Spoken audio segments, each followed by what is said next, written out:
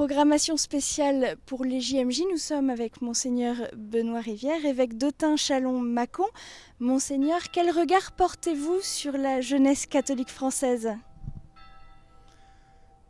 Elle ressemble à un potage avec beaucoup de légumes, figurez-vous.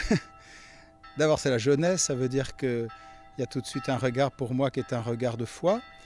Elle représente pour moi l'avenir de l'Église et du monde. Et donc, le Christ porte sur la jeunesse, et tous les jeunes en particulier, un regard d'attention privilégié, parce qu'ils sont à un moment à la fois de projet et de fragilité. Et en ce sens, la jeunesse doit toujours être pour des pasteurs de l'Église, nous devons beaucoup nous soucier de la jeunesse. Comment les JMJ peuvent répondre aux attentes de ces jeunes? Je crois que les JMJ sont une sorte de perle tout à fait géniale que le pape Jean-Paul II a été déniché dans son cœur de pasteur, d'aumônier de jeunes. Je crois que les JMJ sont pas la réponse aux attentes des jeunes.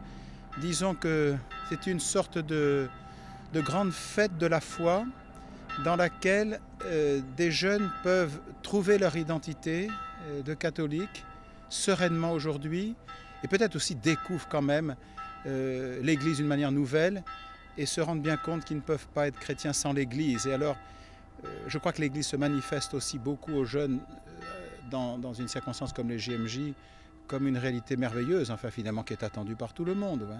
Que voulez-vous transmettre pendant ces JMJ à tous ces jeunes?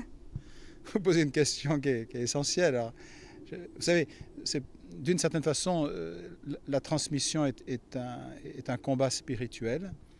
Elle n'est jamais une réalité facile. Et je voudrais avec les jeunes être un témoin de cet évangile.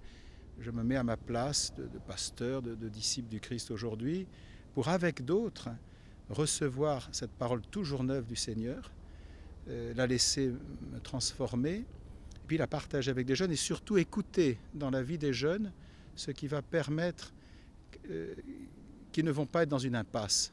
Combien de jeunes ont besoin dans leur histoire, dans le récit de leur histoire, d'éprouver, quelles que soient les fragilités, les chutes, parfois même les murs, qu'il y a un avenir.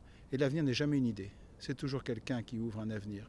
Le Christ seul ouvre profondément l'avenir du monde et donc de la jeunesse. Je suis persuadé que cette rencontre des jeunes entre eux et des jeunes avec le pape est prometteuse pour l'avenir de l'Église, et je crois vraiment que l'Évangile n'est pas réservé à une élite, voilà, et pas à quelques-uns. Donc nous avons cherché non pas du tout à faire du nombre pour du nombre, mais permettre que chaque jeune soit déjà missionnaire dans l'acte de la préparation.